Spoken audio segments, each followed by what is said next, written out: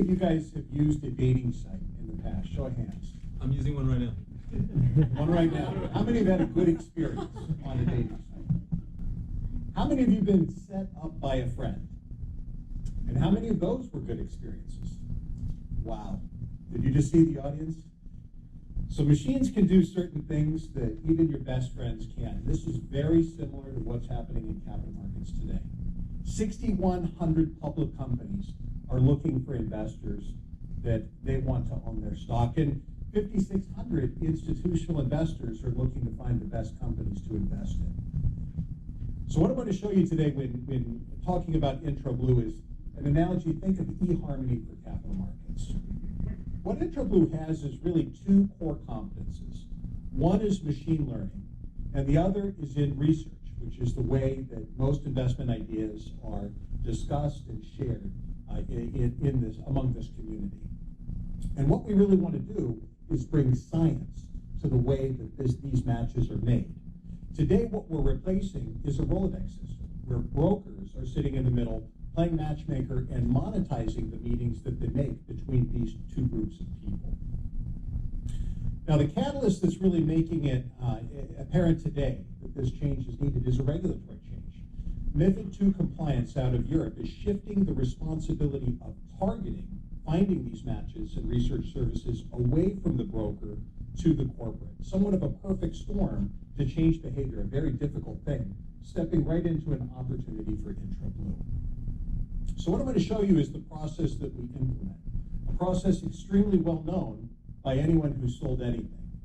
A 5-step process. First, you want to target your niche market, educate your buyer about what they're buying, track who's actually paying attention and consuming your message, sell them, and then service them and retain them. 5-step simple process, but it isn't a process that is endorsed by most investor relations officers or when talking to your investors today by public companies. That relationship is shown on the bottom here. And the divide between what brokers do and what investors do with that information is breaking further and further apart. Because of time limits, instead of bringing you a demo on our site, what I thought to do today is just walk you through what these 5 steps really mean and how we accomplish it. Are we really machine learning? We look at about 600 factors, and what we do is we profile every portfolio manager out there, and we really are identifying 2 questions.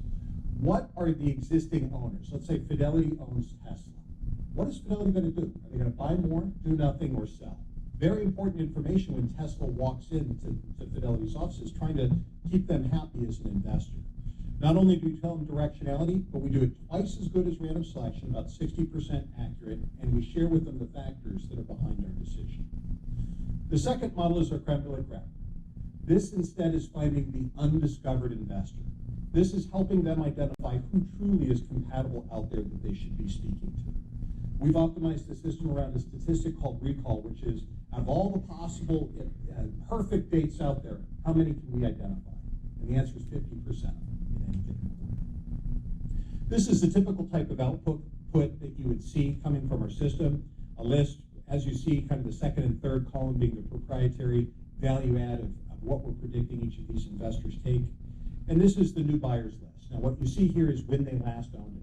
What's been very enlightening to a lot of the current customers we have is how they're all filled up. The most statistically significant factor is investors that have owned you before.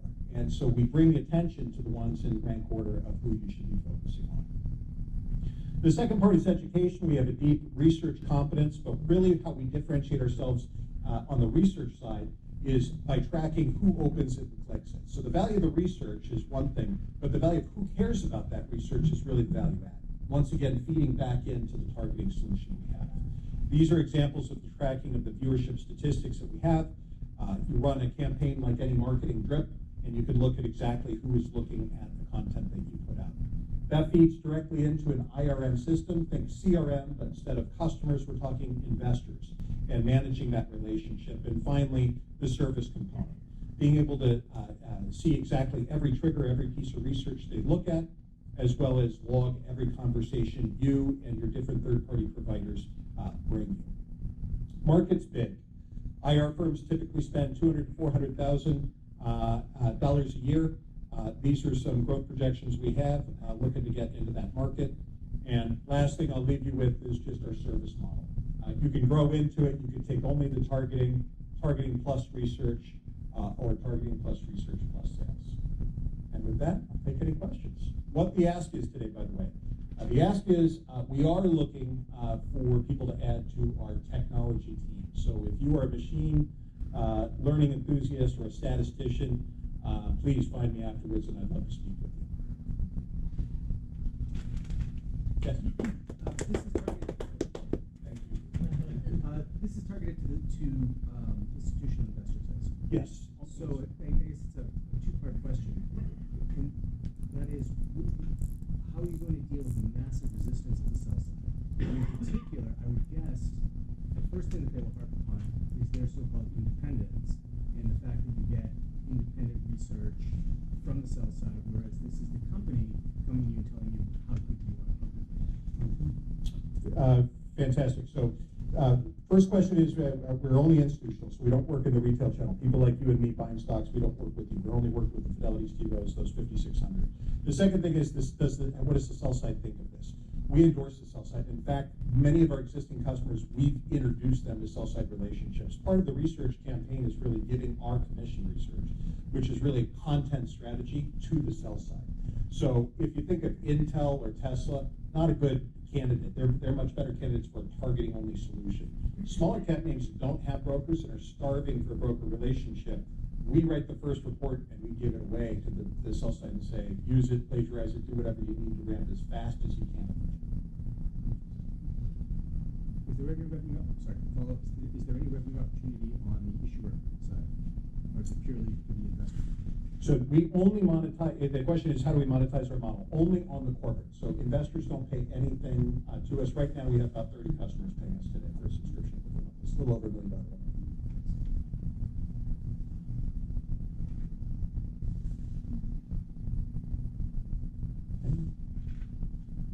Oh, sorry. In the previous slide, I was just wondering why you chose random selection as your control, and then whether that is an accurate benchmark of how institutional investors are currently performing, and if not, then what is sort of the difference in increased performance, or I guess the return that you get from these institutional investors? My number one favorite question.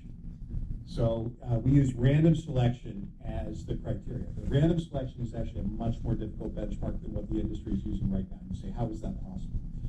We have academic evidence proving the way that the industry actually targets today is the worst way possible. So the way that IR agencies target is by looking at, if you're Tesla, they say, well, who owns GM and Ford and maybe Apple, other comparable companies, and those are like companies to buy you. So statistically proven to be the worst way to target, because those investors have already made their bet into peers that look like you. It's much better to find these other statistical factors that match. So we've benchmarked against many IR firms already, and surprised them with kind of all results versus them. Data on the investors looking into the reports. Absolutely. The question is, so if I'm an investor and I open a research report, you're telling the company that I opened it? another great question. So the question is, do we tell the companies who's looking at the research that they're consuming? The answer is absolutely yes. So, and that's what is an obstacle for a broker to do. So if we were monetizing this research like a broker, where we're not charging the company, but we're charging the investor, that would be a big conflict of interest. Goldman Sachs would never be able to share the clicks on their research with the corporate. Because ours is a commission product paid by the corporate, this is a very clean model where we're sharing those analytics like any other marketing campaign that these companies are already running. Are you regulated? And so how? Yeah, so are we regulated? One of the things that would regulate us is on our research if we choose to be an RIA and the type of research we conduct there. Right now it's primary research, no estimates, no targets, no ratings. We're looking at that model, whether being an RIA makes sense. That would be a separate entity that we'd be looking at funding. But right now we're not regulated in what we do.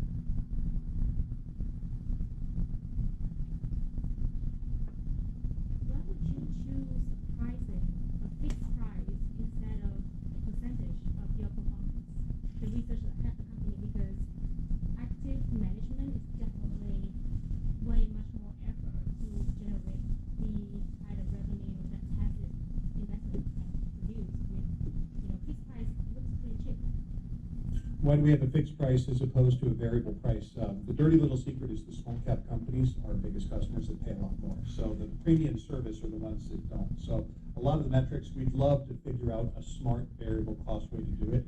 What I can tell you is that already in our product pipeline today, we have enough to double this kind of optionality too. So our go-to-market strategy is one is be cheap, be it everybody, and then upsell them on the optionality that fits to them, but be modular, only sell them. Thank you. Thank you.